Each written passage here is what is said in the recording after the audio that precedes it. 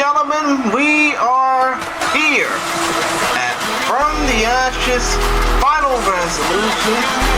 I am J. Christian Gary, the Chillmeister. My partner is Hector Diaz. And as we see J.C. Collins make his way out to the ring, partner, real quick, this is going to be some finality before we get to our manager. Absolutely, amigo, because you have here the beautiful general manager, J.C. Collins, to address the crowd. I wonder what he's going to have to say here. Well, let's hear it.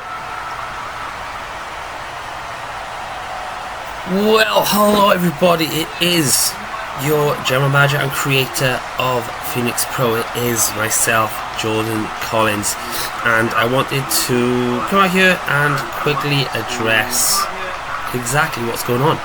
I can imagine you guys have been wondering, we had Ascension to Gold come up, Ascension to Gold due to be debuted, etc, etc, and it never turned up, and there are reasons behind that. So this can be a positive or this can be a negative, because I'm still not too sure where we're going with this, if I'm honest. So I've been doing Phoenix Pro, back to the day when it was WSX, when it was JCPW, for almost 10 years now, if not longer.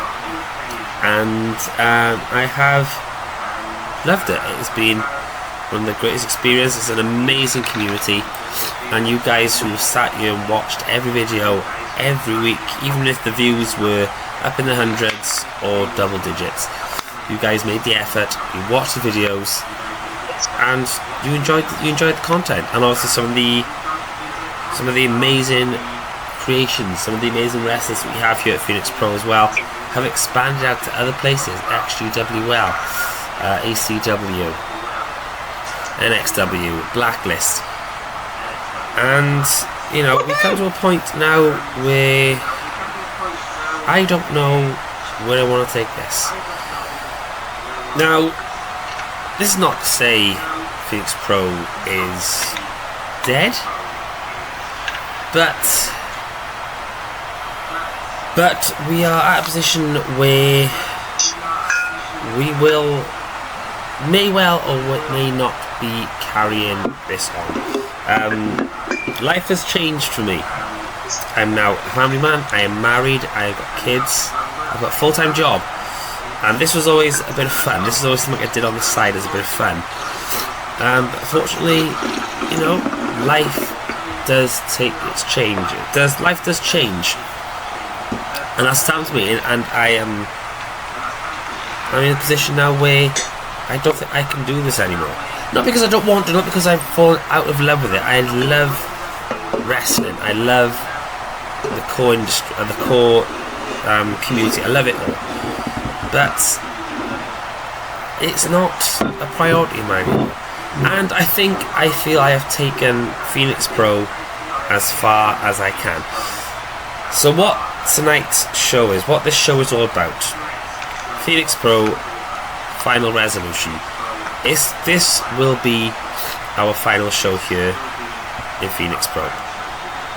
I will be taking a step back, whether I'll be handing the reins over to other people. It's still a discussion I need to have. But I will no longer be here. I will no longer be doing any Phoenix Pro stuff.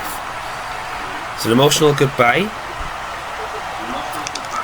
and I'd rather be straight up honest than just let the thing die. All my creations will be up for people to use, and if anybody is interested in helping take Phoenix Pro on, please let me know. But for now, ladies and gentlemen, thank you for being here for all this time, and we'll see you down the future. Thank you very much. Goodbye, everybody.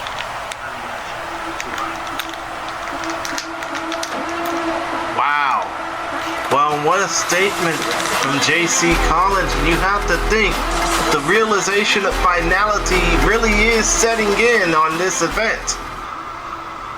Absolutely, amigo, because one thing is, after this event is over, all of these talents that are not signed to other CPW leagues are going to be free agents. Yes, exactly. And we both know when it comes down to free agency, you just never know what gems might be picked up or what gems might be left behind, you know? Absolutely. I mean, so for all of the talent here in CHO, this is basically an audition for other CEW leagues. This is a showcase. All of these talents are going to be available to sign. Well, once the show is over. Well, in the case of most of them, you still got some of them like Jamari Mito and Extreme Tony, who are obviously still signed big with other promotions, as we see Bad Attitude Barnett make his way out to the ring. He could definitely be a hot commodity elsewhere. Yeah, I definitely would be interested in seeing him sign to XPW. Well, I mean, I'm pretty sure a promotion like NXW wouldn't mind having him either, seeing the fact that they love partnering with him. I mean, you have to think, we're going to probably be talking about a lot of these promotions and a lot of these competitors going to other promotions on the entirety of the show, but still though, and as the main link to combat sports, actual combat sports in the world of CAW, I know what it's like to see fighters basically put down the gloves and say, hey, I'm done with this. I don't know what I can do anymore when it comes down to this sport. I think I know what my future is better off in doing. When it comes down to some of these competitors, some of these competitors don't even know what their future even feels like once they touch that market, that free agency pool. Absolutely, because there's some that may not find a home after this event. Because after the show, Phoenix was closing its doors, and we're reaching out to all these CEW League owners out there. Take a good look at this show. Find some potential free agent signings in this event. Yes, find some potential, I wouldn't say potential money makers, because let's just face it, if we were to make actual money off this, we'd all be filthy, and I hate to say it like this, but filthy fucking rich. But still though, because imagine how much money Tony would be making it with HGWL if that was the actual case. I mean, it would be more than we would both imagine, but still though, as we see, Webb's coming out to the ring, this is, oh by the way, an 8-man match. Let's be real, there's 8 men looking to vie for £5,000 sterling payout, which I think is closer to about $6,000 US, if I'm not mistaken, about $6,300 US, if I'm not mistaken. Well, one thing, we're definitely have to crunch the numbers on the foreign currency market to see what the US dollar amount is in 5,000 pounds. Oh wait, I just found this out. It's actually, let me see. I'm sorry, I'm doing this on the fly, ladies and gentlemen. It's $6,718 US. So a little close to $7,000 US. But either way, 5,000 pounds is definitely a good piece of coin there. Yep, exactly. Especially when you think about the amount of money that it would take. Like I said, 5,000 pounds, even in US dollars, which is close to $7,000, is a lot of money. Either way you slice it. Even though many people think it's chump change, it's still a lot of money to be passing around. Right, and here's another potential high-profile commodity in James Black. The Welsh Wonder. He's been making a way both in the tag team division and in the singles division here at Phoenix Pro. I'm pretty sure some of these promotions are especially promotions out in Europe, are definitely taking a good look at this man. Absolutely, because one thing with all these talents, like, because one thing is when you talk about, like, let's take legitimate sports, for example. I mean, your football, basketball, baseball, hockey, and when you have free agency, you have, like, certain players the size of a certain team. What's a couple things that come to mind for any particular free agents? I mean, some of these teams, I mean, in the case of real sports playing in mind, some players would be willing to be buy-to players. Others would come off the bench when needed. And then there are just others who, you know, I hate to basically make a term, but, you know, those who are just there just to be seen. Or those who are just there just for the free anything. Or to fill a roster. Yeah. One thing is that when it comes to players to fill a roster, usually the draft does that for all these like upcoming rookies that get drafted for legitimate sports. But one thing is, there used to be a draft in CEW many years ago. Yeah, of course, I do remember those days. Like from 2010 to 2012, there used to be a CAW draft where Trey Steele was drafted number 2 overall in the inaugural CAW draft, and he's become a franchise player. So what you're saying is there could potentially be a dispersal draft, like how they do in actual pro leagues, right? Well, unfortunately, no, as far as everyone that's part of Phoenix Pro, because it's about like everyone becoming a free agent. And PBO might be a good fit in other CAW leagues. Yes, of course. And another person who might be a good fit in other leagues is this one who's about to come out now. Lucha Libre Extremo from San Juan, Puerto Rico, Mysterium. And I know that you've seen a lot of this man already through the XGWL live streams. Absolutely, because there's been quite a few Phoenix Pro talent that have already been signed to XGWL. Him, Mysterium, the Wasteland Warriors. And there's only a rocket spotter team for the aforementioned Bad News Barnett, but there's one more talent that I've been eyeing that would also be a great fit in the XPWL roster.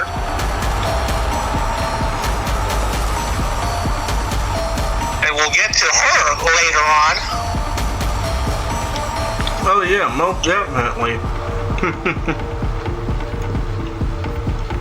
As far as Mysterium, you have to dig that mix of pure six brawling and high flying. I mean, to be honest, he's from Puerto Rico.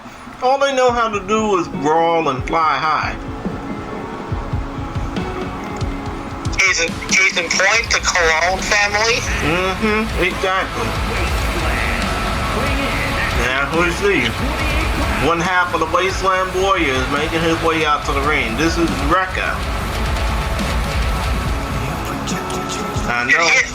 And like we mentioned earlier, he and his partner have been in XTW for quite a while. And they've been a great tag team. Oh yeah, they have a great tag team in the Wasteland Warriors. You know, but then again, this is an individual effort for Rekka because he want to at least leave this with some money to be had. Yeah, absolutely, amigo, because one thing, he's the more undersized of the two, and the more wild one of the two. Exactly.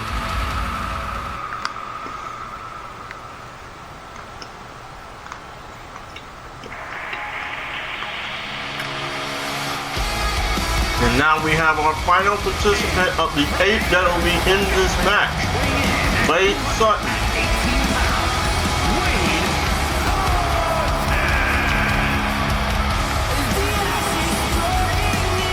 And the crazy thing about Wade Sutton is he being the most historic in this promotion has a lot to lose and a lot to gain off of this match. Really now? Please elaborate. Well, he's got a lot to gain as far as potential future suitors. He has a lot to gain off of potential opportunities. Yeah, the main thing he'll lose is the familiarity with this audience in Phoenix Pro, but still though, when he's done here, be it in this match or in, you know, CAW, he'll have a lot of fans to be gaining in the aftermath, you know? Why? Because not just for Wade Sutton, but everyone else that's competing on this show. Mm-hmm. Because some of the talent here already have landing spots because it's become the norm, as the bell has sounded, that it's become the norm for talents to be inside the multiple CAW leagues at the same time. Yeah, but what's not the norm is the fact that this 8-man match, you know, these multi-man matches are already crazy enough as is. You add in weapons. Flags in play. Mm-hmm. I mean, it's gonna be hard for us to keep up with the action. We'll just call it like we see it here. Right, and now TBO is first to go after the briefcase for the money. And look at this, Wade Sutton. Oh, what a move. Yes, that's been a sidewalk slam. Meanwhile, he got brawls happening. Look at this. Ooh. Oh, what a move by Rackett and Betty Barnett laying the stomp in the ring. And Mysterio coming back, and look at that German suplex on the TBO. Yeah, he just tossed him out of his boots. And Mysterio's trying to wreck shop and body rock here.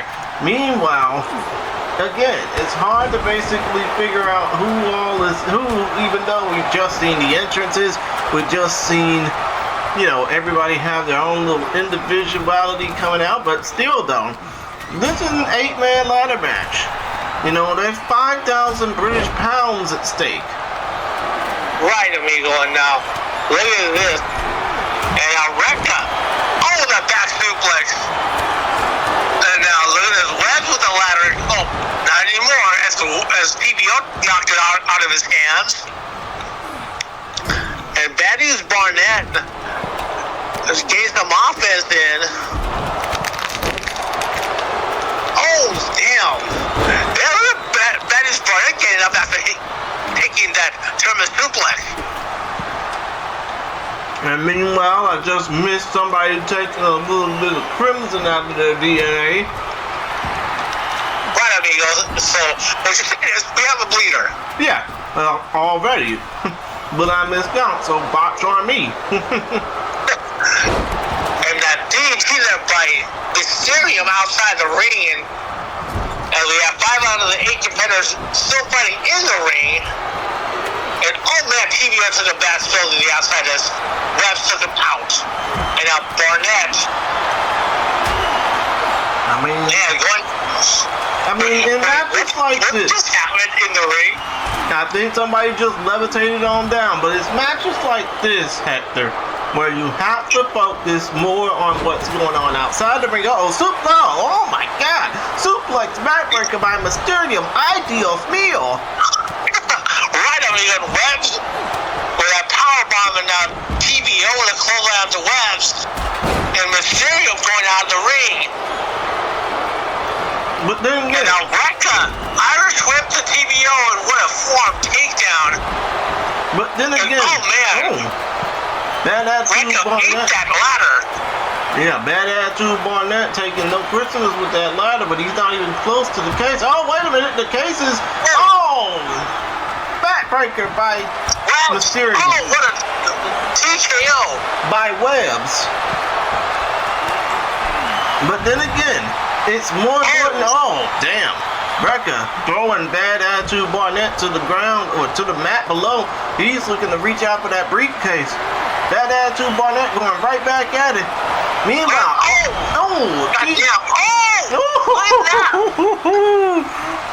but see, it's matches like these that made me glad I've only wrestled once, both in actual wrestling and in CAW. Well, a few times in CAW, but still though, neither here nor there. Powerbomb by Redcon taking the steering to the outside now. Barnett and Sutton going after the ladder, and Wrecker just knocked him down with a neck breaker. Oh, and a nice kick off the ropes by Wade Sutton. Oh, Bleeder! Bleeder off a cutter.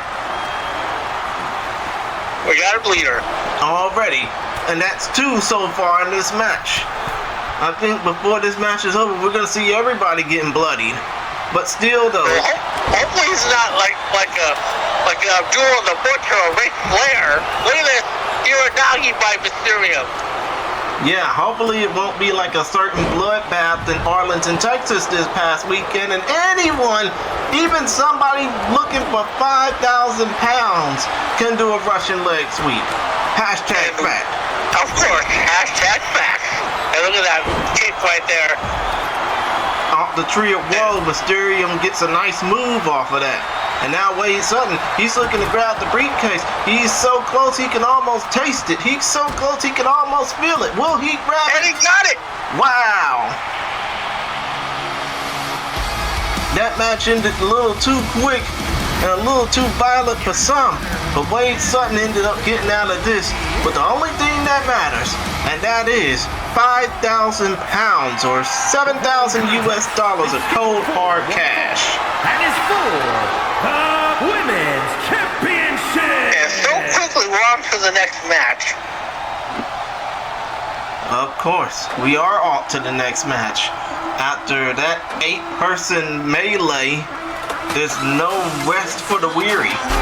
We're right back to the action, and we are back to we are at an opportunity where this young woman, the Thai Wonder Child, Riki Payne, the former baseball player who made her way to the Phoenix Pro Wrestling School just to better her life, and moving over to a new country and all of that, she has an opportunity to have her Rocky moment right here and right now against Mercedes.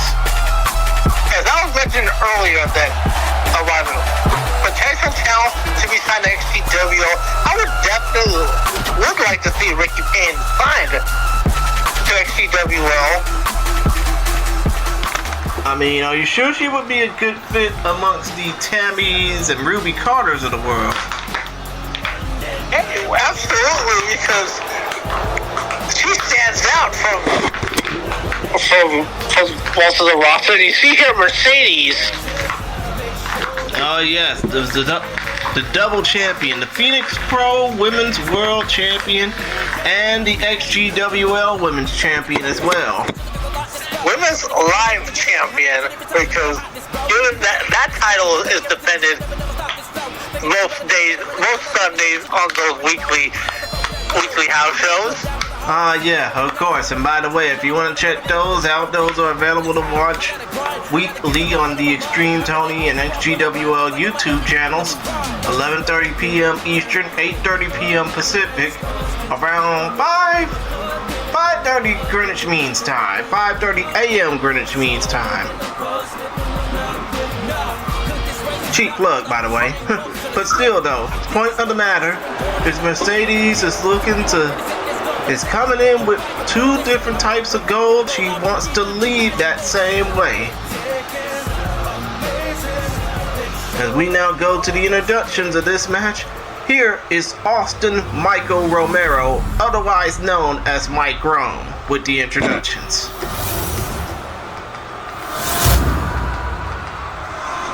Introducing the challenger from Manila, Philippines, Riki Payne.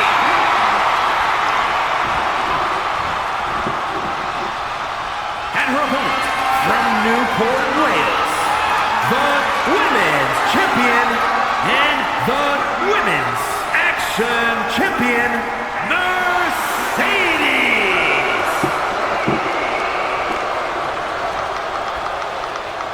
Also, another reason why Ricky Payne would be a good addition to the XPW roster is to continue this rivalry between Mercedes and Ricky Payne.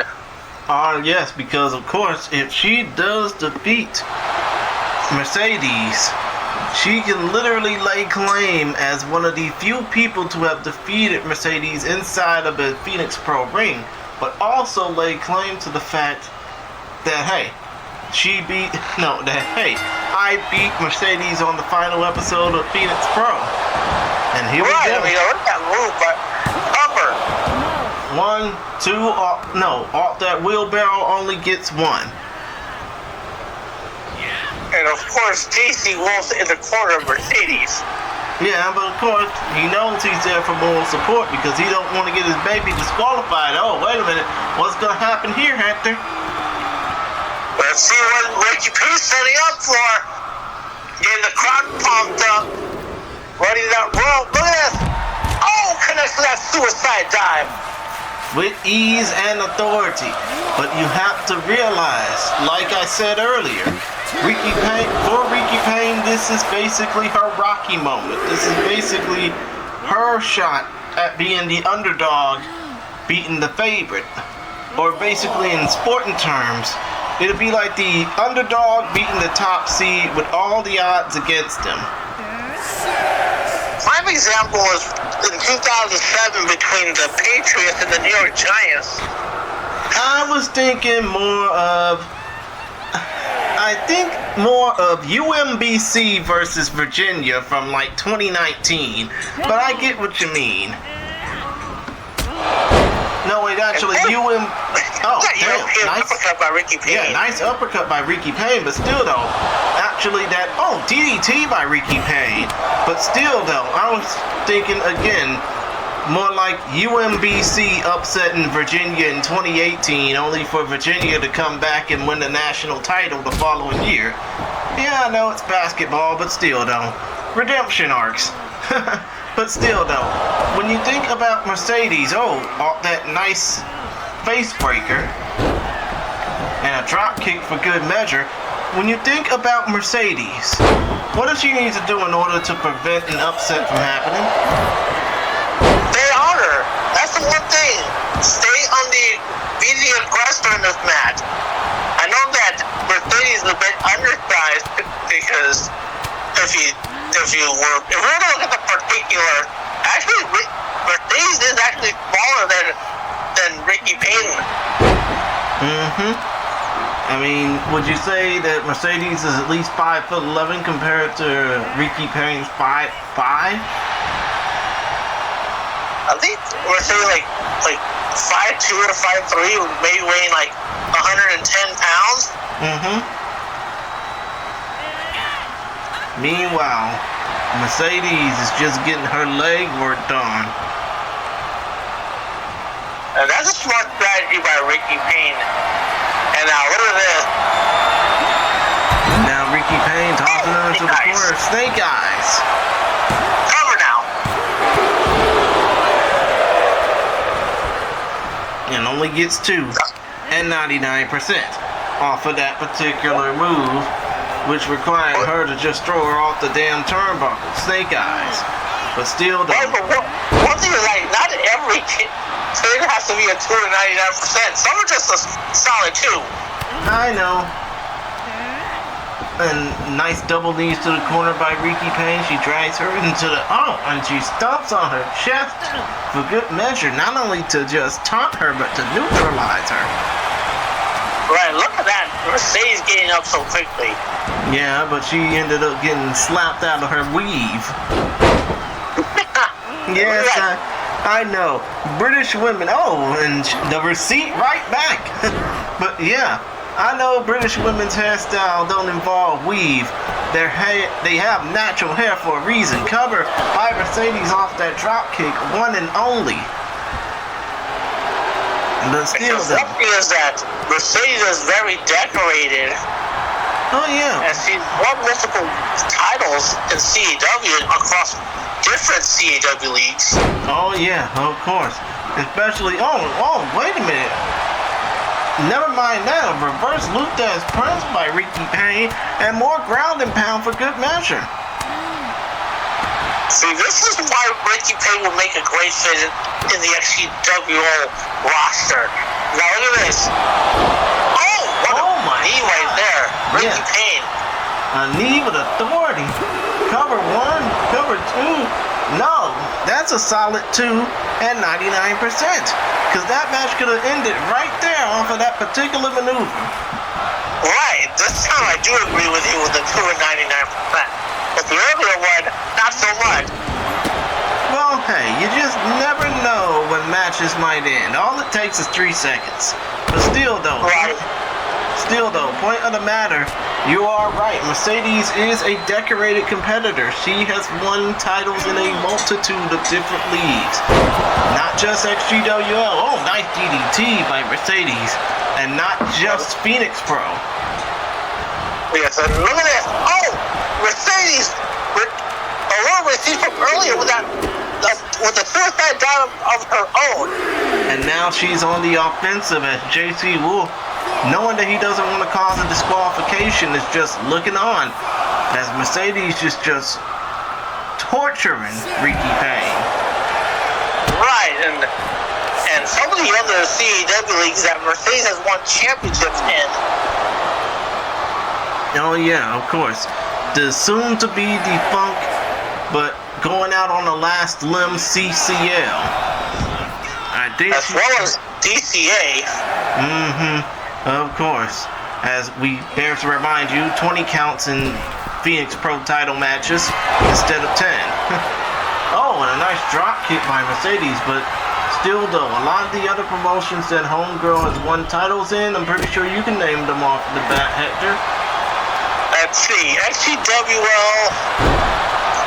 Did she win a championship in Blacklist CAW too? No, we haven't given out a women's championship yet at Blacklist CAW.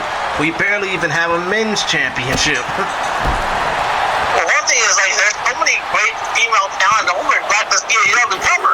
Yes, 1, 2, and no, 2, solid 2 right there. But I get what you mean though. Mercedes would definitely fit in line in Blacklist CAW. I mean, JC Wolf already competed there. Might as well bring Mercedes over. Right. As Ricky Payne has been the aggressor in this match.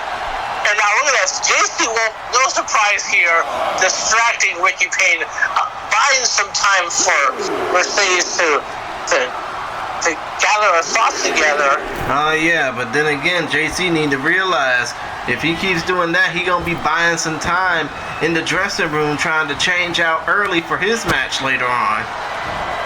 Right, I mean, now look at this. Mercedes. Oh, look at this. Head scissor takeover off of that handstand. And now look at this. Oh, what a face buster by Mercedes. And now look at this. Oh my God. Yeah, she may be. I mean, Ricky Payne may have magenta hair, but I bet the color was almost knocked off of that real quick. Right. Oh, look at that flying clothesline. And now Ricky Payne is getting into her second gear.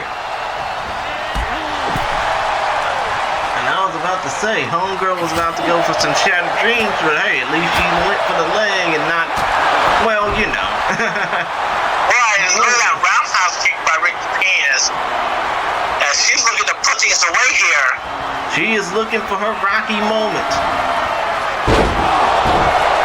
Oh, and I think that just might seal it. Cover. 1, 2, and we got a new Phoenix Pro Women's World Champion.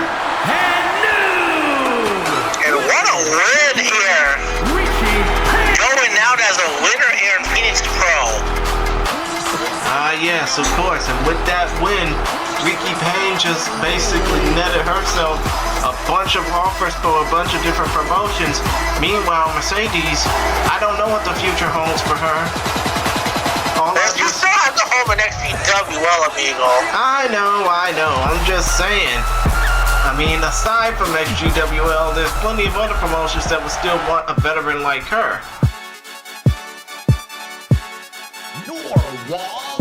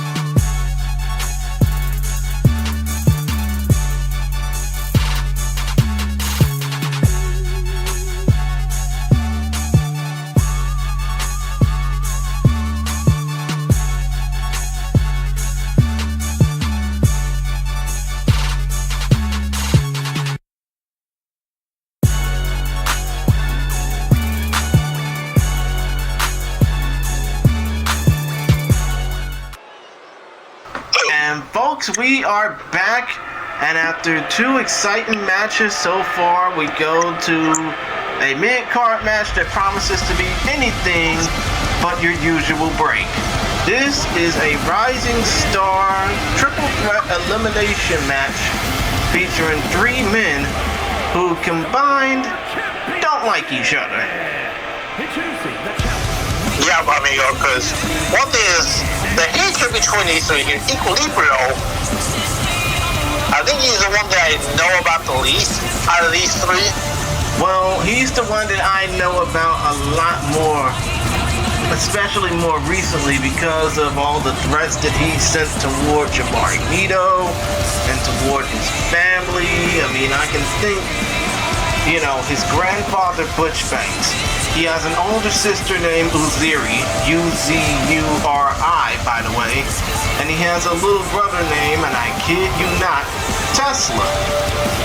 I'm pretty sure that those 3 people are the main 3 people he's concerned about right now, especially when dealing with a psychopath like Equilibrio, because he's been targeting them more frequently in Blacklist CAW promos and conversations. Meanwhile, for Jabari Mito, he recently lost his Rising Star title to the man that's going to be coming out last, all because of Equilibrio's scare tactics. I mean, you have to think, for Mr. 100% Violence, this man has basically gone through the ringer over the recent weeks, but he's taken it all in stride. Not because of the fact that he's got other things to worry about, but because he wants to put some finality into this and kick 2 asses for the price of 1 on the way out of this promotion. Right, amigo, because one thing is Jabari Mito has to split his attention between being serious about kicking 2 asses at the same time and also try to get the crowd hyped up as well, amigo. As you see right here, Jabari Mito getting the crowd hyped up right now. Oh yeah, of course. He's trying to, to coin an old sports phrase, he's trying to raise the roof like it's on fire, so to speak.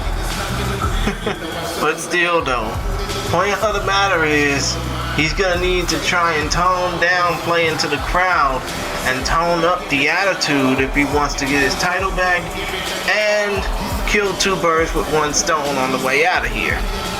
Right, because all the landing spots that Jabari Mito already has, XGWO, Aggression Championship Wrestling, and Blacklist CAW. And Ronin Pro, don't forget them too. He's basically the star of that promotion. I mean, most definitely I know him from Ronin Pro more than anything else, and shout out to Zombie for giving him an opportunity to shine. And here comes the 3rd man in the equation. Frankie Zachary, the new Rising Star champion who defeated Jabari Mito with the help of Equilibrio. And now you have to think, what role does he play in this? Because, he and Equilibrio are 2 violent men, and Frankie Zachary is basically trying not to lose the title back to the guy he just lost it to. Right, amigo, because one thing about this match is there's going to be a bit of chaos here. Oh yeah, chaos personified. Need I mention the fact that this is a no disqualification match? Need I mention the fact that anything can and most likely will go in this contest? Right, and for this, since the elimination match, the one thing is that 2 pinfalls are going to occur in this one before we get an actual winner. Yes, of course. This ain't 1 fall to a finish. It's 2 and out. It's chaos personified. It's, hell in the ring, so to speak. And right now, we're seeing it already with Equilibrio and Frankie Zachary.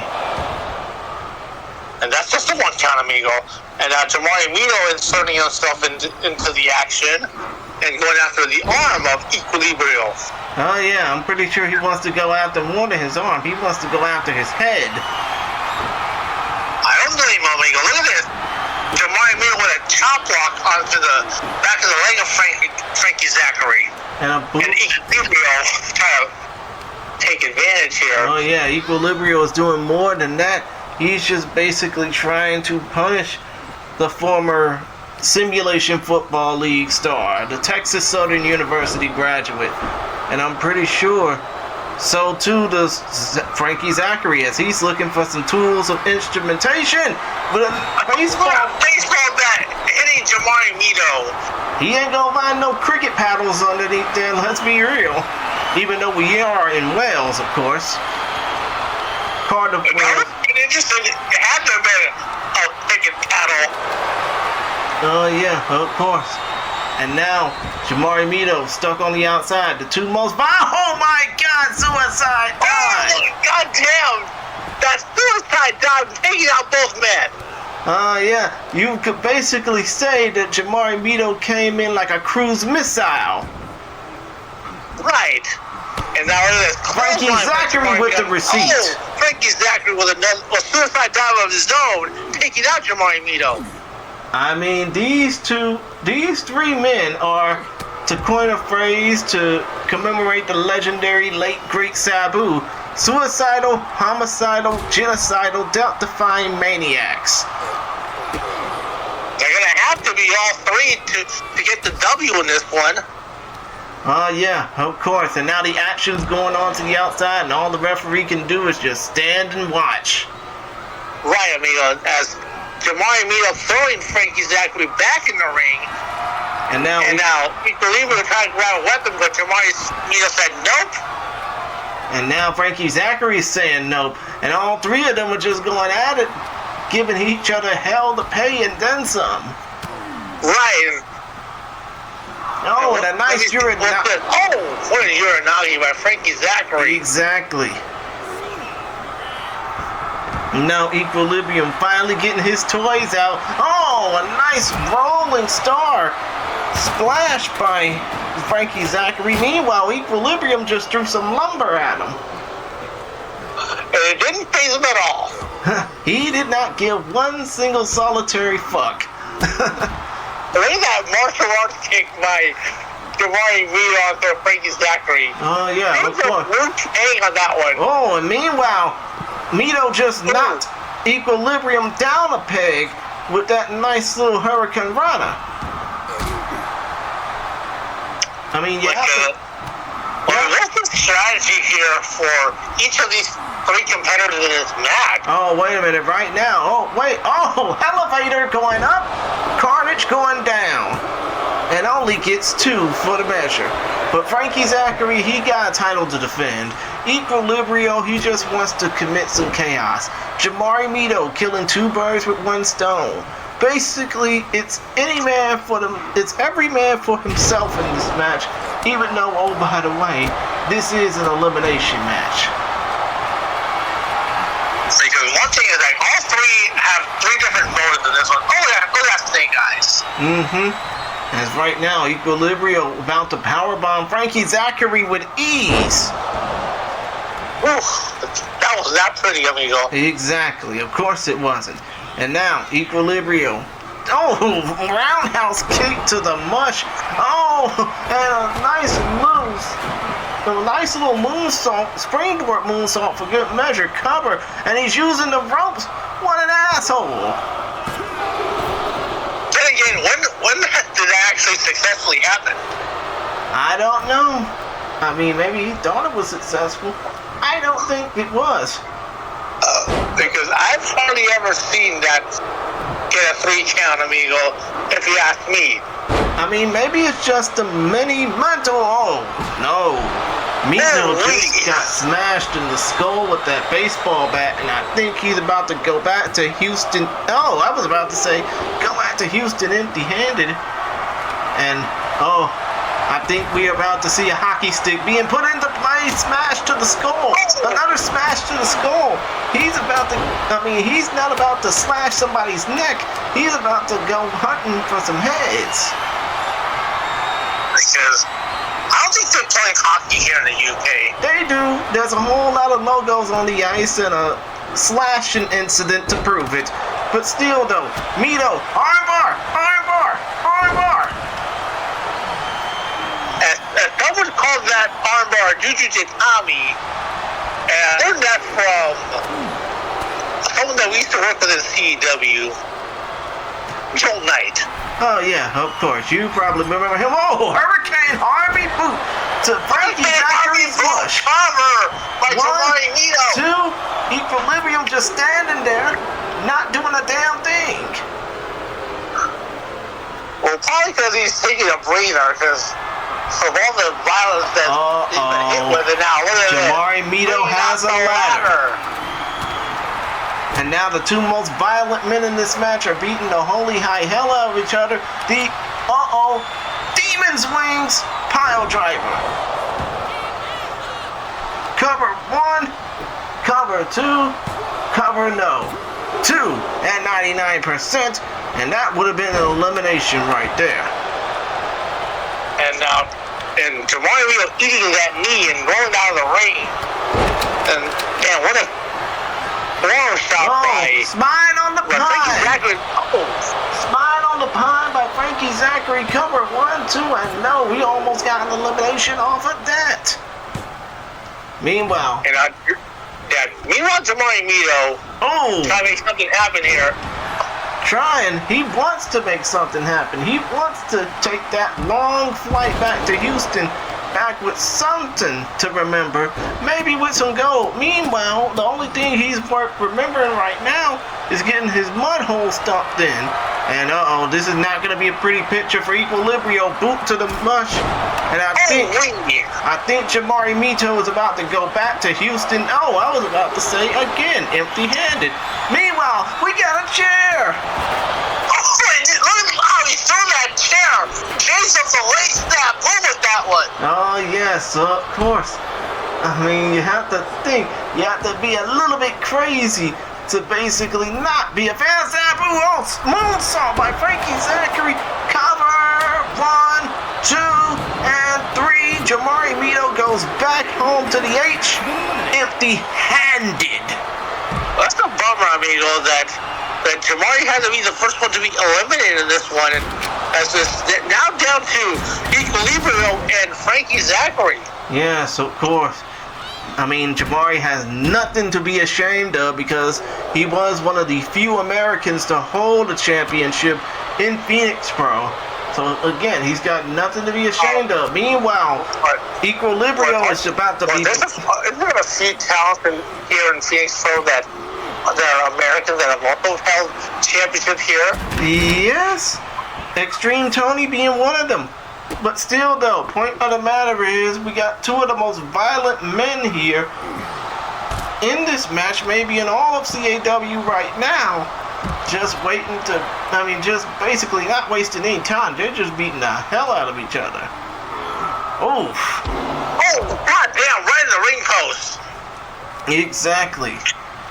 As right now, Equilibrio is just power bombing Frankie Zachary out of his dreams like the sleep paralysis demon that he is.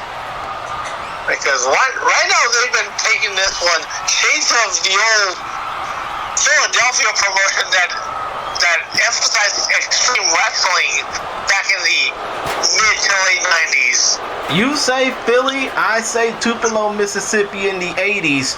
When they used to beat the hell out of each other. Oh, he did the damn deal. Frankie Zachary did the deal, but the deal has to be made inside the ring in order for it to count. But still, though, you say Philly, I say Tupelo, Mississippi, and the concession stand brawls. Only thing is, you're not going to see people beat the hell out of each other with ketchup, mustard, and blood spilling all around.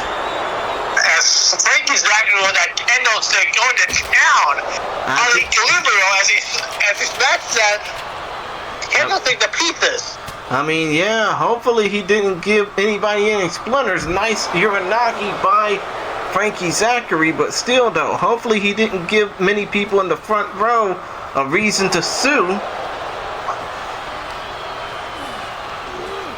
That would be a financial disaster.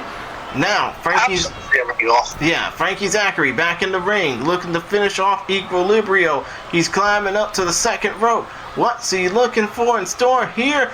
Body splash to the back. That's gotta hurt, amigo. Oh yeah, no shit. And now look at that Equilibrio. No. Clothesline jacked him like he owed him money. And now Frankie Zachary looking for some more instruments of destruction. He's going back to those steel steps that knocked Equilibrio's blood loose earlier. But I think that might be a fatal mistake. And now look at this. Oh! Stun gun! Off the Right, ropes, off the ropes, no less. Neatly remind you, those ropes are steel cables. As right now, Equilibrio is just smashing, the sanity out of Frankie Zachary's mind.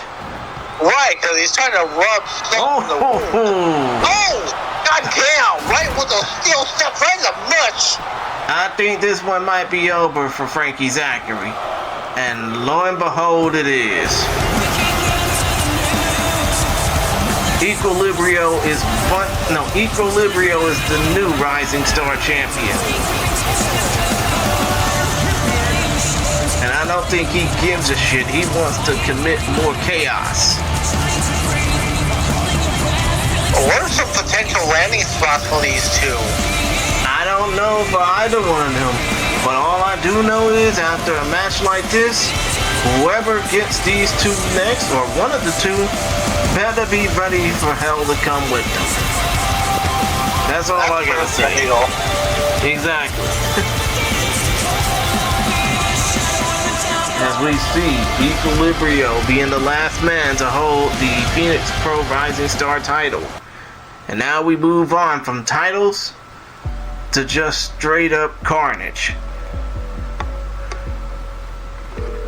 As we now go to the second half of the show, Tom Doyle, the psychopath, takes on Cody Hagan. And as we know, Cody Hagan is pissed at Tom Doyle and the NXW staff for false promises of titles and false promises of opportunity, so he wants to take it out on Tom. But Hector, I think you know a little bit more about what Cody Hagan's going on personally.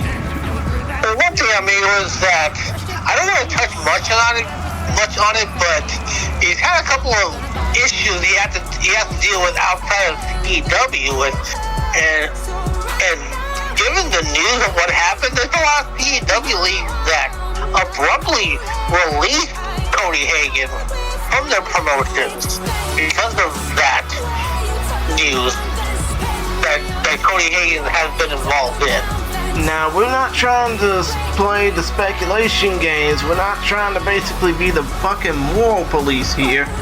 But still, though, when it comes down to Cody Hagan, we don't like what he's doing outside of these confines of CAW. We think it's downright sickening. I mean, basically, when it comes down to this type of profession, we want to separate the art from the artist, but it's hard to separate the art from the artist when you're basically dealing with real life situations, Right, amigo, because it's been unfortunately, there's been many examples of this in both CAW and real pro wrestling, and other aspects of life también, amigo. Oh yeah, of course.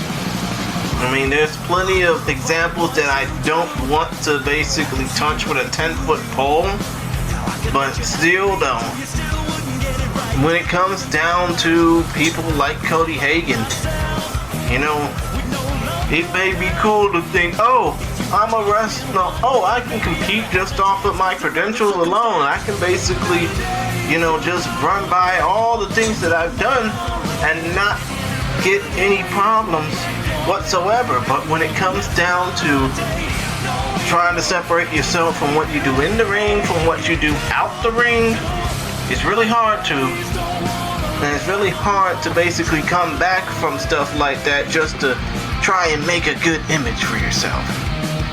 Right, amigo, because unfortunately, this may be Cody Hagen's final match in CEW if all those allegations are true. Shit, you ain't lying. I mean, I think it wouldn't be surprising if in this death match, which, oh, by the way, no disqualification, no countouts, pinfalls, I think count everywhere in this match, but still don't. You just might be right on the head, Hector. Cody Hagen. At least he did that for a cupcake, though. Oh, yeah, of course. But still, though, in a way, for Cody Hagen, this might be his only shot at relevancy after this particular match. I mean, we probably might see, you know, him in a new line of work. Oh, thinking everything's all hunky-dory. No, it's not. Suplex. And clothesline. Just like that. Hagen's taking advantage. And Hagen is originally a part of history. But now, I think if he loses this match, he may as well be history. Right, amigo, because one thing is, what are a couple of landing spots for Tom Doyle? I mean, come to think of it, NXW is the main place that he's a part of, but there's plenty of promotions that can reach out to NXW, you know, to want to get him, and oh my god, I think we just seen somebody's sliding door be used in this match. Well, at least it's not Ding Dong, hello! Oh lord, don't even get me started on that shit. Meanwhile, Tom Doyle is basically introducing Cody Hagen to the canvas. Oh no, wait a minute, Cody Hagen with a Luthez press. And already we got a busted skull. He did not take kindly to that insult, amigo. Oh yeah, of course. And now we're about... Look at that door hitting Tom Doyle head first. And again. Oh yeah, we about to see some paint shards come off that door before it gets smashed. Look at this. And Tom Doyle with the door now hitting Cody Hagen. A little receipt there, if you will, amigo. Oh yeah, now, oh my god! And now, Cody Hagen is paying for that high-flying aerial assault just by getting suplexed. Oh no, wait a minute. Oh, is that a steel pipe or is that a kendo stick? That's definitely a kendo stick, amigo. And now Tom Doyle trying to bounce back here. But one thing, the size of Cody Hagen might be a bit much there for Tom Doyle. Oh yeah, of course. From the looks of it, Cody Hagen's, oh wait a minute, I don't think Tom Doyle gives a damn about how tall he is compared to Cody Hagen. He's basically holding his own in this match so far. And look at that reversal by Cody Hagen, sending Tom Doyle right in that security barricade. Oh, and he just smashed that Singapore cane onto that man's already busted open skull. And a nice wheelbarrow neck breaker for good measure. Is it safe to say, amigo, that we have another bleeder? Yeah. But when it comes down to the psychopath, I think you got both blood and paint messing with that. I mean, basically going down the skull. Yeah, Tom Doyle got out of the way as that attempted leg drop attempt by Cody Hagen. Damn, is that a choke slam? Yeah, choke slam to the outside, busting Cody Hagen's hind part, so to speak. Man, that's hard. It's unthinkable to see someone that short delivering such a clothesline to a much taller opponent. STO to the sliding door panel. That's not going to be good on any home improvement list. Right, whether it be Home Depot or Lowe's. Oh my god, running close. Line for the lesser known of the home improvement stores. Oh yeah, meanwhile we just seen a running clothesline by, oh wait a minute, barbed wire baseball bat. But still though, a running clothesline by Cody Hagen, and now Tom Doyle's trying to get his comeback. And he's got the barbed wire baseball bat. He's looking to shred a piece of Cody Hagen's skin. I'm pretty sure a lot of people are happy to see this right now. No, yeah, no shit. And now, look at Cody Hagen. He is basically wincing in pain. He is basically feeling the wrath and the chaos. Oh, overhook suplex. Actually, underhook suplex. Man, Tom Doyle is looking to do some serious damage here. I'm pretty sure Tom Doyle heard about the things that Cody Hagan did outside of CAW. Oh yeah, of course. And he's trying to inflict extra pain, and now he's brought the lumber in. It's like, Tom Doyle, get the tables. Oh yeah, of course. And now, right onto that barbed wire bat, and now Cody Hagan got the bat again, and he just smashed him with it. Holy. Good thing that Tom Doyle's wearing that protective armor. Oh yeah, that Velcro, I think. I mean, I don't think he gives a damn that his head is busted open. He's just looking to cause some type. Oh, spear! Holy! Man, what? How's Cody Hagan getting up after that? I don't know. Maybe he has some type of fortitude we don't know about. As right now, another suplex, another. Oh my God! Yeah, right on that table. An overhead power bomb, no less. And now he's about to set up the wood.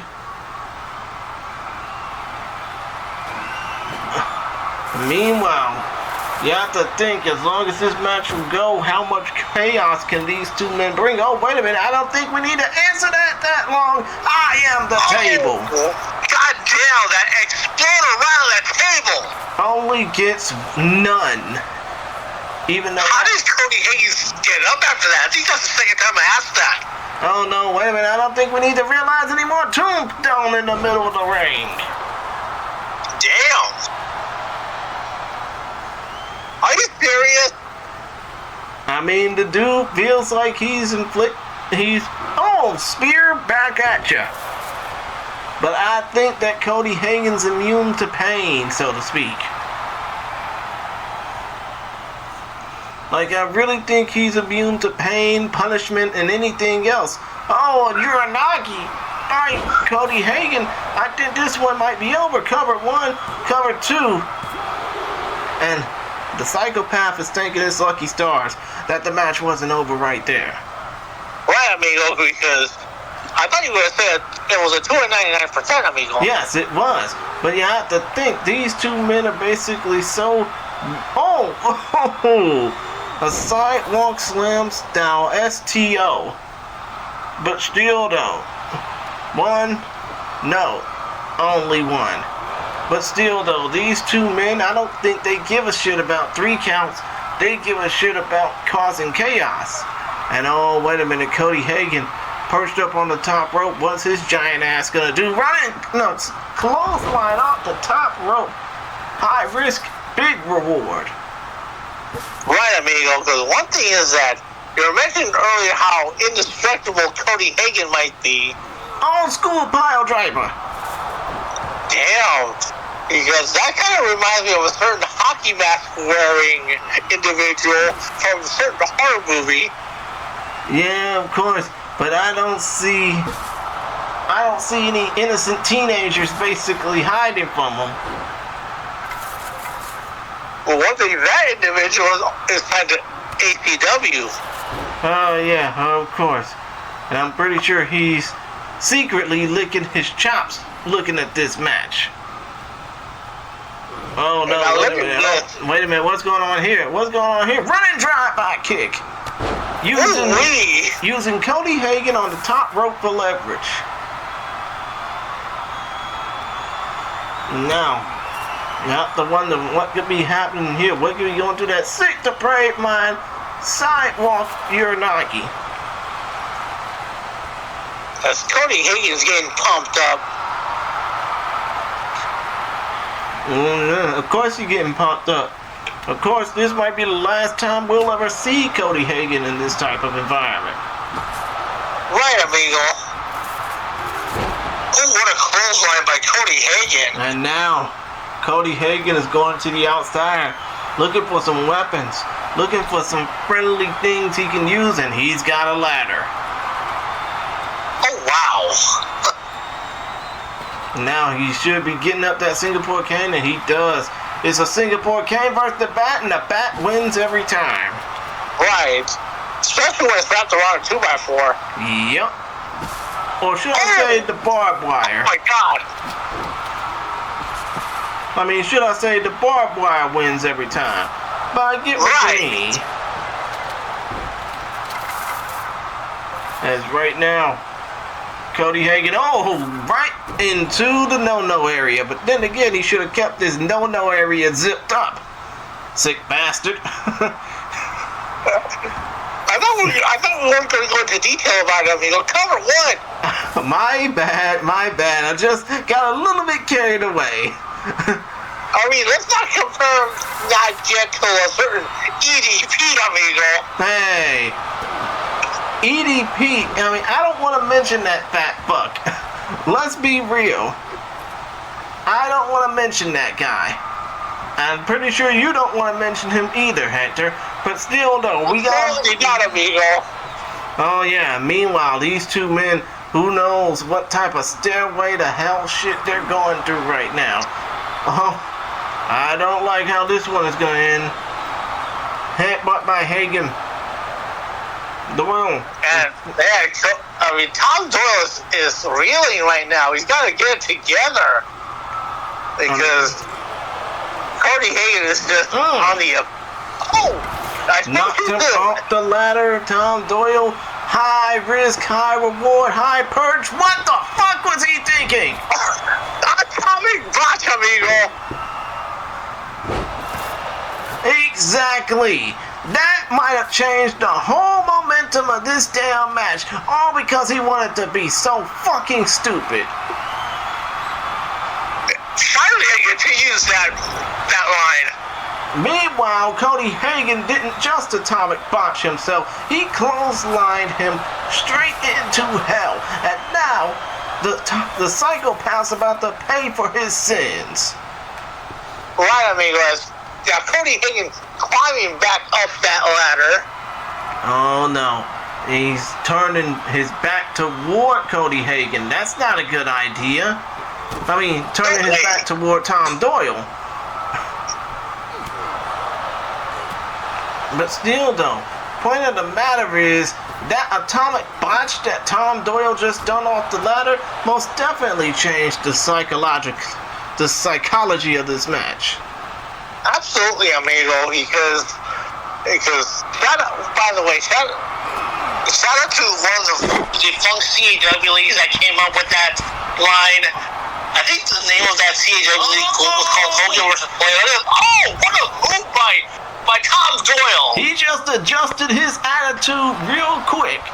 Absolutely. With that Death Valley driver off the top of the ladder, cover by Doyle only gets none and likes it. Cody Hagan get up so quickly after that. Suplex by Cody Hagan. He's hesitating off the ropes, but what were you trying to say about the false CAW leagues? Oh, Luthez Press. Well, as far as where the term atomic botch came from was from the CAW league called Hogan vs. Flair. It's the same CAW league that gave us the meme about the apple pie Indian strap match. And the Russian leg sweep thing. Don't forget that. But still, though, these two men, I mean, all jokes aside, these two men are about to take their carnage on this multi-million-dollar LED stage. That's gotta hurt. No es miedra, Sherlock. No shit. I mean, come on, man. You try taking a hit on a hard LED stage that costs more than your fucking mortgage. Like, and another one. Like, come on, man. That is still an LED they are wrestling on right now. This ain't no hard ring mat. They are basically wrestling on a stage that probably costs more than any of these competitors on this card will see in their lifetime. And now look at this. Cody Hagan punching away at Tom Doyle. This one with forearm shots. I mean, think about it. Right now, they are fighting on what's presumptively a stage known for concerts. Think about that. Think about that and how hard that surface is right now. They're getting beat up on. Oh, clothesline. Cody Hagen just shook Tom Doyle out of his boots with that one. Because at this point, they just want to beat each other in any way, shape, or form. And what a way to beat each other on top of that stage. I think they're gonna be going down off of the stage in about a matter of moments. What's going on here? No! Wait, are you serious? No! Don't do this! Oh my God! Goddamn! Onto the ramp, and Cody Hagen just adds the exclamation point. That is a metal ramp, damn it! Hard metal at that. And how did Tom Doyle kick out after that? I do not know. These two men aren't human. I mean, these men are pounding on metal, steel, and concrete clothesline. And backbreaker a backbreaker clubbing combo on that one. But still though, these men are fighting on hard staging. They are fighting on steel, metal, and concrete right now. This ain't normal. You're right, amigo. They really want to hurt each other if they're going to keep fighting on top of that stage. Oh yeah, of course. I mean, just imagine, Hector. You're 15 years older than me. I'm pretty sure. Oh, no. God damn. Oof. That cyclone on the stage should have ended it. But still, though, these men fighting on this hard stage, on this very hard surface, somebody's night is gonna get ended badly off of this stage, and it might end quickly if one of these men decided. Well, one thing is they're still fighting. The intestinal fortitude between these two men is off the charts. I know, Hector. Still, though, as we're taking it back to the regular ringside area. No. And wait, what the hell? Oh! He just fucking tombstoned him onto the concrete floor. And how does Cody Hagen get up after that? This motherfucker is not human. Oh my God, man. And now he's just going back in the ring casually like it's just okay. La-di-da-di-da. Well, he changed his mind there. With steel steps in hand. And the steps knocked the door out of Tom Doyle's hand and knocked him down. But an absolute carnage between these two. And now Cody Hagen with the steel steps in hand again. And Tom Doyle said nope. No, thank you. And he takes a shot to the steps himself. And now Cody Hagen is just basically getting what's good for him. And those steps don't... Oh, now we shed blood. Bleeder for bleeder. Right, amigo. And I'm pretty sure a lot of people are going to be happy to see that. Yeah, but now that blood splattered all over... Oh, my God! Argentine backbreaker facebuster. And now Cody Hagen with that door. The other part of the sliding door handle of somebody's, home interior project. Well, I'm pretty sure that's been there for a while. Because I'm pretty sure that you can buy those easily at any hardware store. Oh, yes, of course. Meanwhile, Tom Doyle's got a Singapore cane. Homeboy's got, steel steps, I was about to say. Homeboy's about to put his damn lights out permanently. And what's going on here? Another tombstone? No, not even. A cyclone. Ooh, what a maneuver by Tom Doyle. Exactly. As Tom Doyle is slow to get up, as is Cody Hagan. So I think the effects are starting to wear on both men in this match.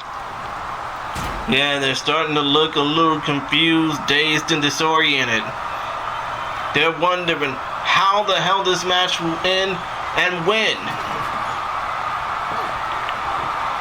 I mean, And Cody Hagan tried to grab that door, but Tom Doyle has different plans. and now Cody Hagan running clothesline to the back of the head with that ladder perched up, with the referee standing on the sliding door panel. And And the now, Irish twist to the corner.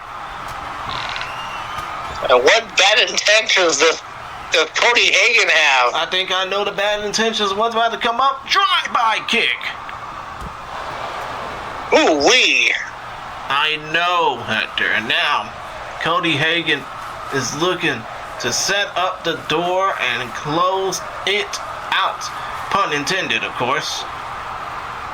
Right. And now Cody Hagan still with that door in hand. Tom Doyle just got whacked with it. Right. I mean, again, note the pun. Homeboy is about to close this man's career and life out if he's not careful. Right, amigo. And speaking of, STO to the sliding door. Face first. Exactly, and now the ladder is being perched up. Tom Doyle needs to fight back out of this, but I don't think there will be any fighting back. These two men are just disoriented right now. But they still want to fight each other. Because you can see the will to win. Shot to the chest on the ladder, not good good for Cody Hagan, not good for Tom Doyle. Right. And look at that. And now Cody Hagan with another chop. Yeah, that'll clear whatever congestion you got out of your throat. I mean, Lord, no, I would need some. Oh, wait a minute, Tom Doyle back up. Trying to chase after Cody Hagan like a cat and a mouse. Because isn't Tom Doyle supposed to have the psychological advantage in this match? Yes.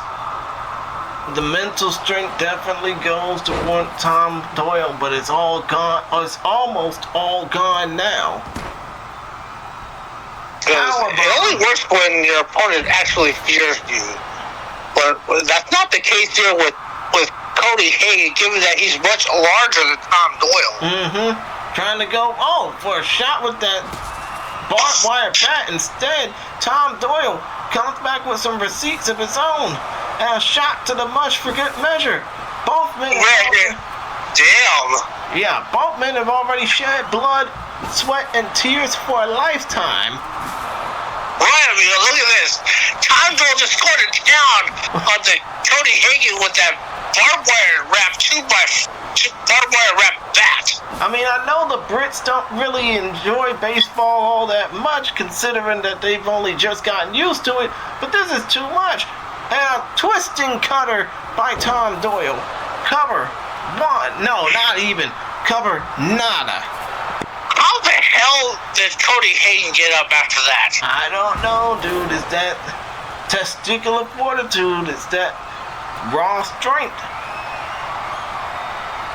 I mean, yeah, he knows this is his last chance. I mean, this is his last opportunity to make something of himself before he, finds the legal lining, so to speak. But still, though, this man has nothing literally left to lose. It's like he's basically saying, if I'm gonna get out of this and I know my future is already sealed, then fuck it. I am basically going to go out in a blaze of glory, and I'm taking somebody with me. Speaking of, Oh, come on now, don't do this! my God! Suplex off the ladder. And Tom Doyle rolling out of the ring.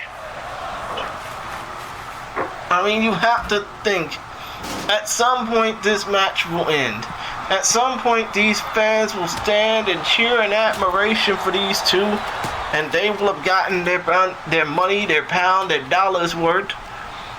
They would basically be happy to see this, even though we already know one of the men has a future date lined up outside of this profession.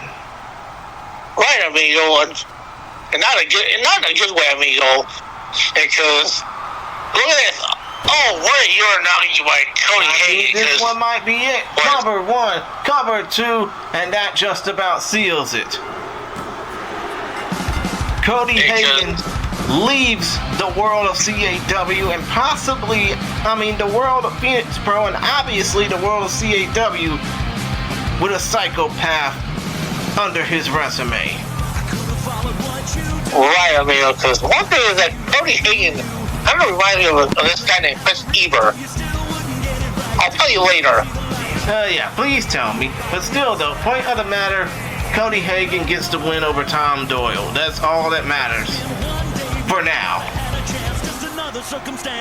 But what a match, though.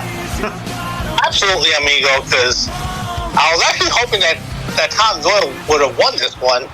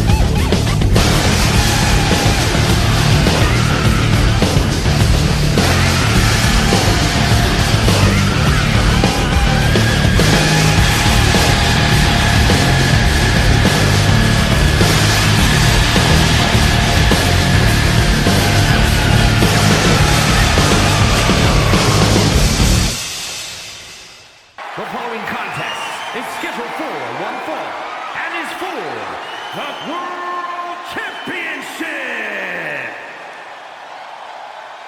Ladies and gentlemen, we are down to our chief support of the evening. We are down to our co-main event. We are down to most likely the last two matches in the history of Phoenix Pro.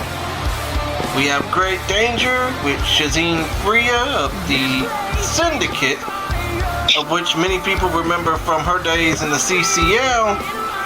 They are going to go up against Extreme Tony as he will defend his Phoenix Pro World title, perhaps for the last time. Hector, your thoughts? Don't I remember her from DCA more than CCL? I think you would, because I'm pretty sure she was a main villainess over there. And she has a stable of talent over in DCA, amigo. Oh yeah, don't even get me started on that. I remember when she was just literally a nobody riding a certain chess master's nutsack. Or maybe now here comes the living proof Extreme Tony, the Phoenix Pro World Champion, the FCWL Professional Champion. Oh yeah, of course. Extreme Tony has held titles just about everywhere he's been. I mean, and a 21-time world champion of CAW, second only to Danny Jackpot with 25 total world championships. And I mean, you have to think about it. Any promotion would want Extreme Tony's history and lineage and, just groundbreaking aura about himself, but in a way, when it comes down to Extreme Tony, he also has that durability of basically succeeding in clutch moments, but also failing in clutch moments. Because it's safe to say that Extreme Tony has become the safe choice for any new CAW league that wants to give credibility to their world championship. Yes, of course. And with that, we go to our championship introductions. Here's Mike Rome.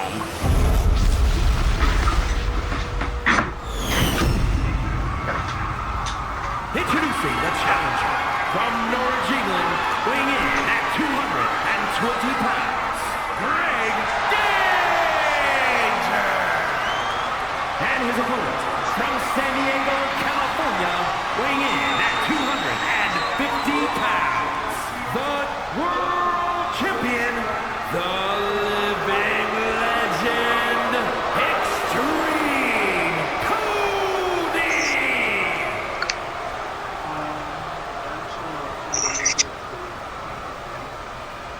One thing I need to ask you, as you see Extreme Tony handing that Phoenix Pro World Championship to the referee, what are some differences between the living proof persona and the playmaker persona of Extreme Tony? Well, you would probably know this more than anything, Hector, is that the playmaker loves to play to the crowd. He loves to play to people's strengths. He loves to play to people's capability, so to speak. The living proof, Extreme Tony, is a whole different animal compared to that. Whereas he'll just beat you up, take you down, just humble you without even thinking twice.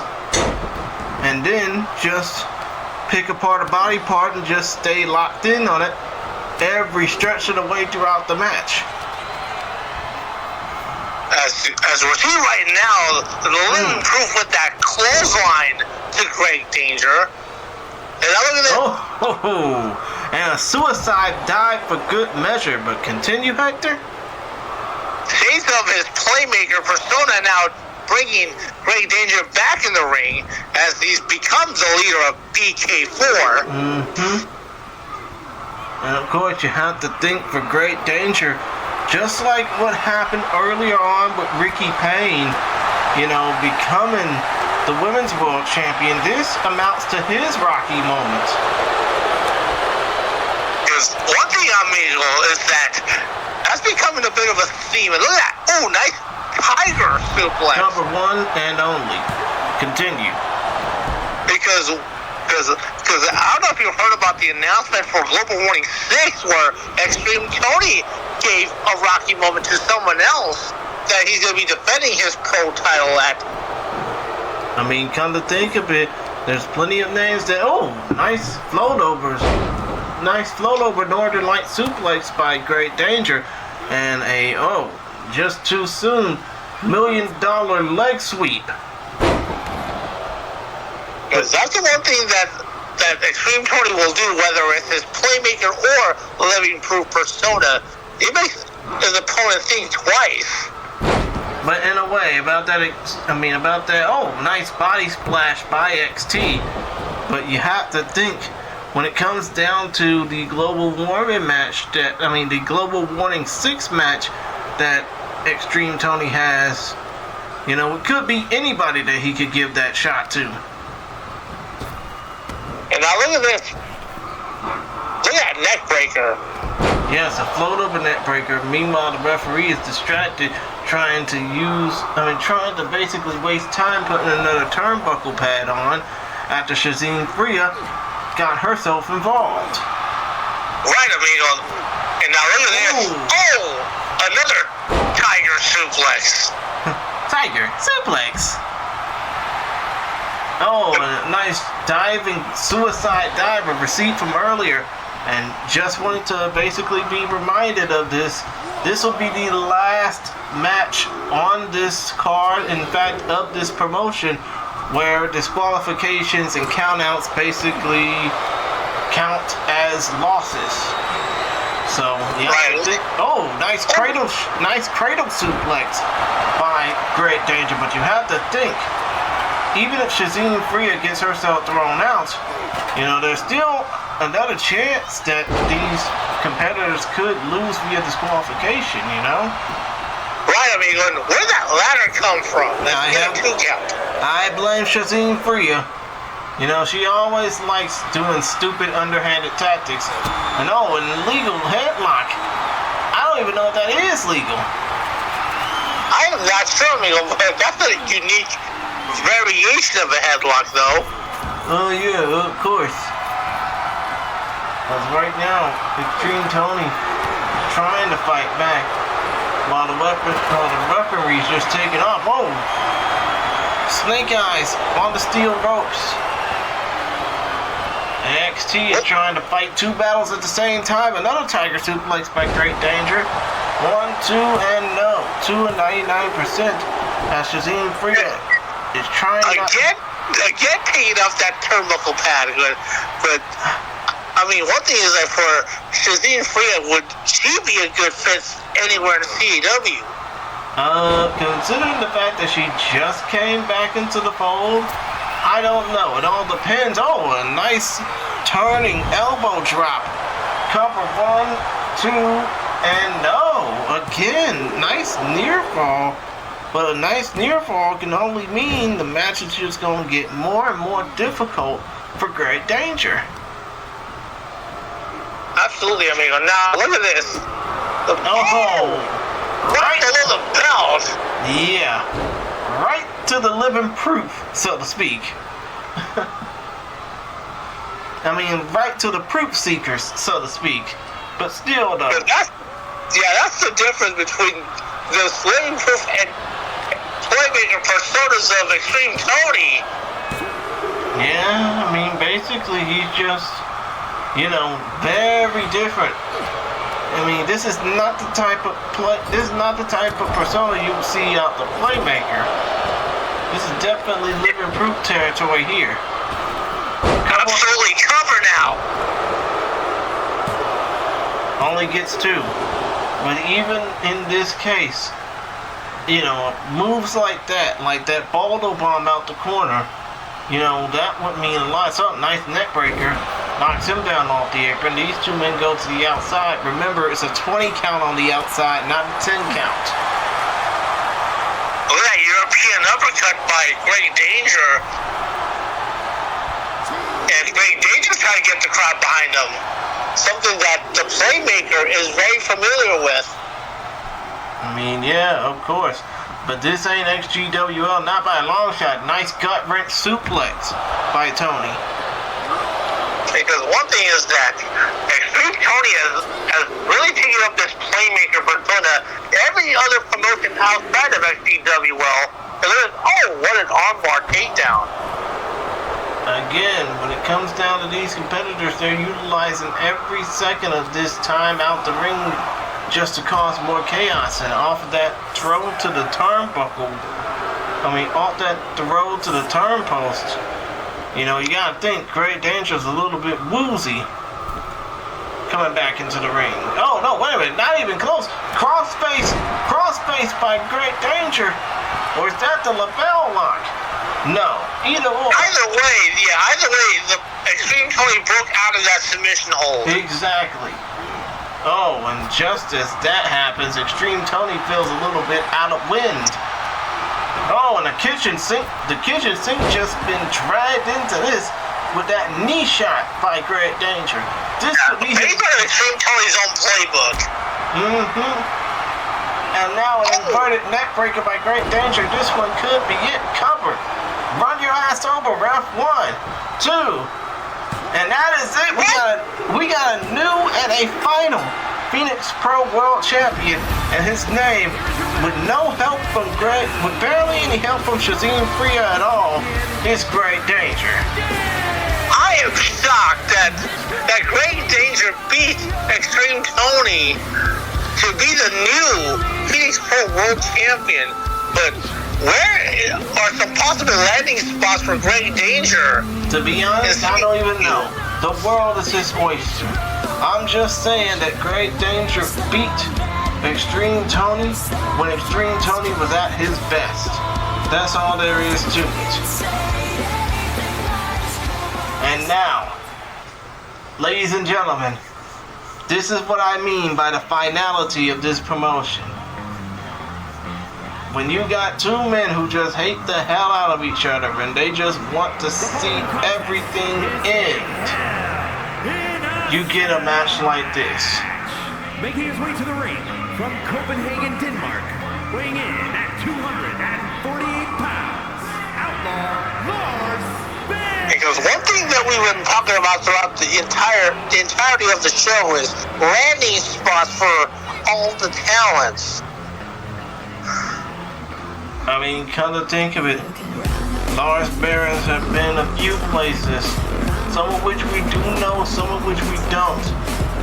But this man is a monster in its rarest form. JC Wolf knows that firsthand because of all the times that he's been attacked by him. And his opponent. Well, I know that JC Wolf still has a home in XPW, well, in Blacklist CAW, but Lars Barrett, one thing I would love to, like Baxter Helms, if you're watching, you should consider signing Lars Barrett to Aggression Championship Wrestling or PlayStation Wrestling or FCWA.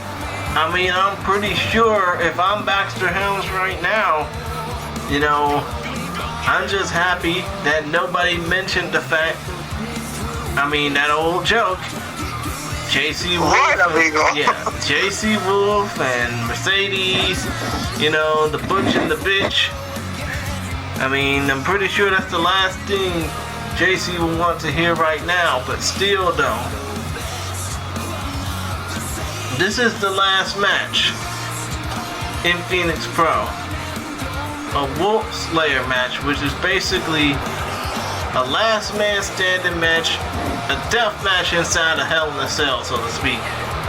No countouts, no disqualifications, throwing your opponent off the cell can even be legalized. All you have to do is knock your opponent out for 10. For 10 crazy, agonizing seconds. And here we go. And there's the bell, amigos. As we get this one underway, as Lars Barons gets the first attack here.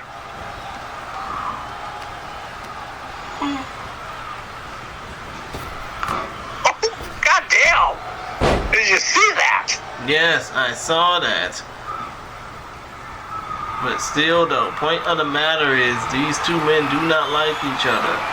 So you definitely are not going to get your traditional run-of-the-mill style wrestling match. You're going to get two men embroiled in chaos, just willing to beat the shit out of each other. Well, I wouldn't expect nothing less between these two. What a punch there by Lars Barons. Yeah, of course, Lars Barons being the literal bigger man in all this. And now JC Wolf is just going after him with kicks and punches and elbows aplenty. That's what he's going to have to do here to keep some distance between him and Lars Barons. Exactly. And now, this is something that JC Wolf may not want to do, trade blows with this man right here. Oh, yeah, of course. I mean, have you seen this man's figure? The dude looks like, you know, he ate a whole boar trying to get into shape for this match. As Lars Barons wins that exchange. Oh, yes, of course. And Lars Barons, ever since he came back, his dream, his one goal, you know, since coming back into the fold about a year or so ago, has been to make JC Wolf's life a living hell. Well, nice snap suplex by JC Wolf. Now, actually, no cover by JC. They were thrilled about JC Wolf, but he's definitely accomplished. Whether it's here in Phoenix Pro, XPW, DCL, DCA, and anywhere else you can think of, but JC Wolf is definitely accomplished in CAW.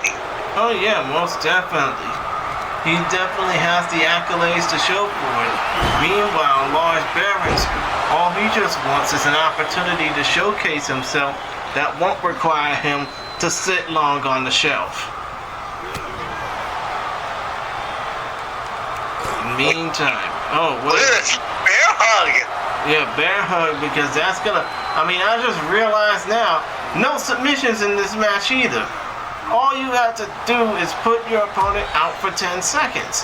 Mongolian clap by JC Wolf, and now JC. Oh, inverted STO. One thing is that Mongolian clap, that's just called a bell clap. I know.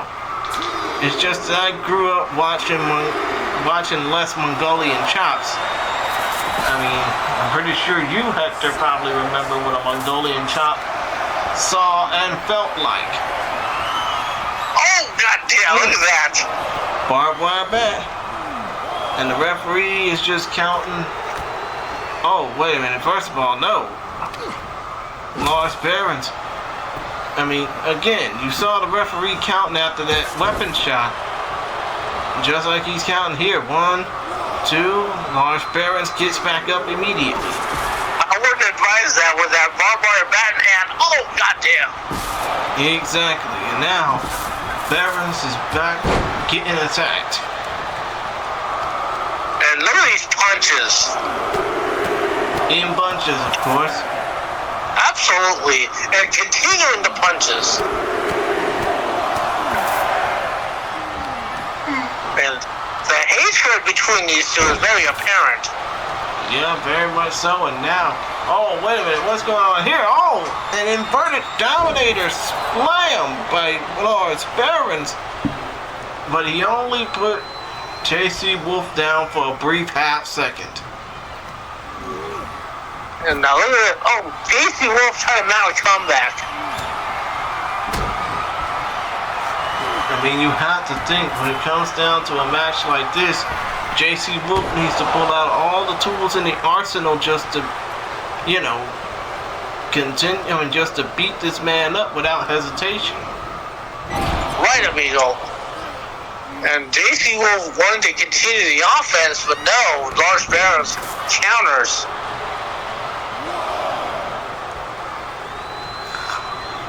And now, I mean, you would have to think, when it comes down to this match, this BND final match in, you know, the history of this promotion, isn't there no better way for this promotion to end than with chaos happening like this? Right, no better way to end this. Close the doors of this CEW league. Now, here comes JC Wolf running clothesline. Isn't that the hidden blade? Yeah, hitting blade, running clothesline, either or. As Lars Barons is staring up at the cage and the lights, meanwhile JC Wolf bringing out some lumber.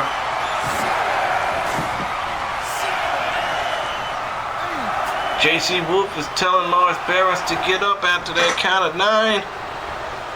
Only for him to basically, oh no, wait a minute, what's going on here? Oh! Inverted, an inverted knee facebuster. Well, an inverted knee neck breaker off of that. Right, amigo. And now look at that. Referee started to count again. And JC Wolf digging underneath the ring apron, grabbing a chair in hand. I mean, you have to think, whatever JC Wolf has for Lars Barons is not going to be pretty. Trying to go for that unprotected chair shot instead gets nothing. Right, now look at this. Lars Barons, look at this. Oh, an inverted pump handle sit-out facebuster. Wow. I've never seen that. Very innovative maneuver. Exactly, it was a very innovative maneuver. I mean, you have to think, you have to pull out all the stops in order to make this interesting if you're Lars Barons. And that absolutely. And that was just completely interesting.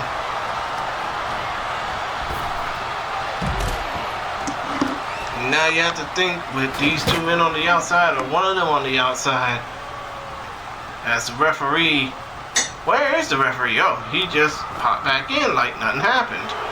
Oh well. He's been there the whole time, I mean, we just haven't paid much attention to the referee in this match because we're so focused on the hatred between Lars Barons and JC Wolf. Oh yeah, of course. I mean, the referee plays no part in this whatsoever. It's just the two men beating the shit out of each other in the ring. Drop kick by JC Wolf. I mean, you have to wonder. Homeboy got to start thinking about putting in more V-triggers in his offense. Or as he calls them, JC triggers. I know. But still, though, point of the matter is when it comes down to Lars Barons, he has to he has to exude some dominance. And then where did that sledgehammer come from? I don't know, dude. And now, JC throws Lars into the table. What could be set up here? Suplex with good authority. Oh my God! I am the table. And now JC Wolf is letting Lars Barons lay on that mat, but not quite. He's basically not through torturing him yet. Absolutely not, because he just wants to pummel him until he can't stand it anymore. He's got a sledgehammer and he throws it out wisely. I mean, I don't think that was a foolish mistake, because he could have used that sledgehammer. yeah, but then again, that thing is made to crash. I mean, that thing is made to smash stone down. You really want to see how that shit works? Oh, Lars Barons said, "Fuck your shit." Right. Trying to go for an elbow drop instead, got nothing but air. Right, as JC Wolf got out of the way in the last second. Yeah, and of course now JC Wolf. Oh, running JC trigger. And Lars should be down for the count. Lars is probably thinking, what must I do to close this out? Meanwhile, JC Wolf got that back. Oh!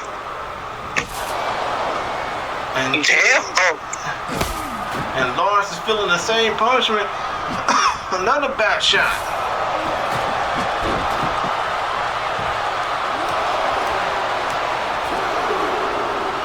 God damn, look at the violence in this match. Exactly. You have to think that now when it comes down to who can commit the most violent acts in this contest, you would have to think, oh, wait a minute, what's going on here? Hitting blade! And Lars Barons is staring up at the lights again. JC, I don't know if he's thinking about taking a victory lap, or, oh no, he's having Lars stand up again. This is not going to look good. JC will continue with the offense here. Oh, yeah. Of course, and now JC Wolf and Lars Barons are literally, well, actually, JC Wolf is manhandling Lars Barons. As Lars is looking up at the lights. Another JC trigger.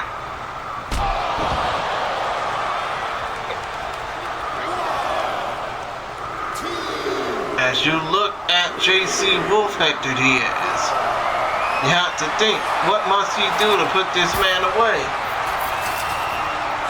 Continue the offense if he gets back up again.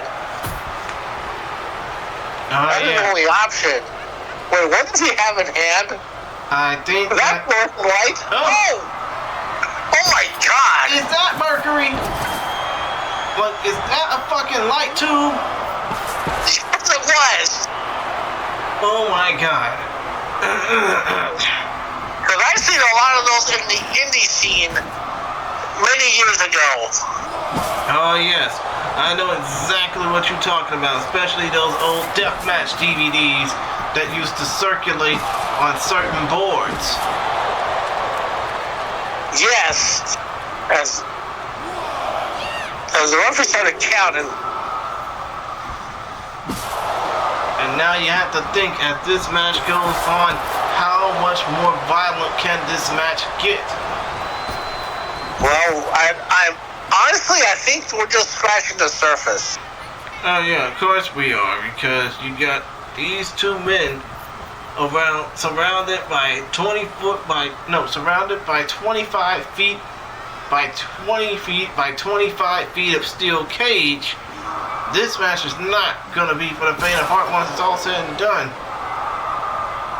And JC Wolf just threw Lars Behrens down on the floor. And now look at this, JC Wolf just toying with Lars Behrens, which I honestly think is a big mistake. I mean, I think it might be. This dude's basically playing with his food like an old lion. I don't see what good that makes. As, right now, Lars Behrens is trying to... Exactly for that reason. Yes, exactly. Because when you play your food, when you play with your food, sometimes you get caught. And the punishment is not gonna be a good one. And somebody just went through the cell. God, he went through the cell. Yes, he just went through one of the panels that make up that colossal crate. And now look at this. JC Wolf climbing to the top of that. And so is Lars Behrens. I mean, you have to think. Somebody's gonna go up there, and it's not gonna be a pretty picture going down. Right.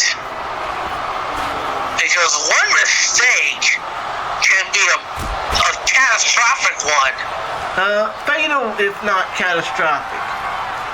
It's like, don't do now look shit. at this. Wait a minute. Oh my God! Are you serious? Holy fucking shit! He just sent Lars Behrens right to the top of that cell. That dude just went 20 fucking feet down to the fucking ring. And JC Wolf, go for the cover. No, don't go for the cover. Pin him. Get the fucking referee in there. I think he's dead. As the referee finally begins to count Lars Behrens out, could we be seeing the official end of Lars Behrens' rivalry with JC Wolf? Here we go. The past, present, and future of CAW looking to officially put an end to the outlaw. Here we go. JC Trigger. No, not even a JC Trigger. I think that was a running clothesline. Or rather a flying forearm shot and just continuing those punches and bunches. Okay, I know this ain't the right time for me to be messing up moves in a match like this, but still though, I mean, you have to think Lars Behrens after taking, wait a minute, another pump handle sit out face buster. But after taking carnage like that, falling from 25 feet to the ring below, you have to think that Lars Behrens may be on to something just fighting back here. Yeah, how did JC Wolf get up from that? Just ingenuity. Just ingenuity, I think. But still, though, Lars Behrens wants to put this man out permanently. Suplex in the center of the ring. And now JC Wolf is staring up at the lights again. But only for a brief time. And now JC Wolf is taking a spill to the outside. Yeah, of course. I mean, but in a way, you have to think he is binding his time here. The referee's not counting. He's slow to get back up, yes, but that's giving him all the time that Lars Behrens is playing with his food is giving him time to recover. Right. And Wrestler is back in the ring. And now JC Wolf. Oh no, wait a minute, Argentine style facebuster. That was a burning hammer. Okay, my apologies. Burning hammer. Still though, point of the matter is, Lars Behrens may as well be down. He's about to be out, and what's going on here? What's going on here? Oh my God, another another mercury shot to the skull with that light tube. That is cancer-causing emissions, my friends. It's like, And now look at the door right up in the corner. I mean, seriously, it's like getting the shards of glass out of your head and eye. It's not a fun night. Yes, amigo, I wouldn't wish out my worst enemy. Now look at this. JC Wolf. Oh, JC triggered through the sliding door. But I don't think he's done yet. I think he wants to send one last message to Lars Behrens and anyone that dares to fuck with him. Linton Blade.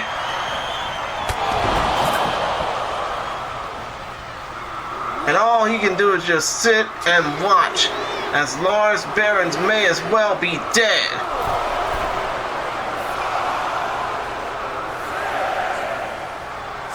Damn, I'll do an 8 count. And JC Wolf gets the win. And thankfully, Lars Behrens is up and active. But still, JC Wolf gets the win in the Wolf Slayer and closes out Phoenix Pro with more than just a bang, but an explosion. Right, amigo.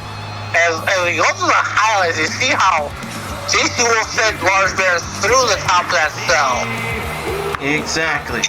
But as we close out this chapter in our careers, we thank the people over at Phoenix Pro for giving us a chance to tell more about the folks that run theirs. So for all those who have enjoyed Phoenix Pro, we thank y'all for watching. For Hector Diaz, I have been the Chillmeister Chris Gary saying peace my peoples in one love world, and como simple, we bid y'all adios until the next time we hear from you. Deuces. Right, amigo. Tape machines rolling.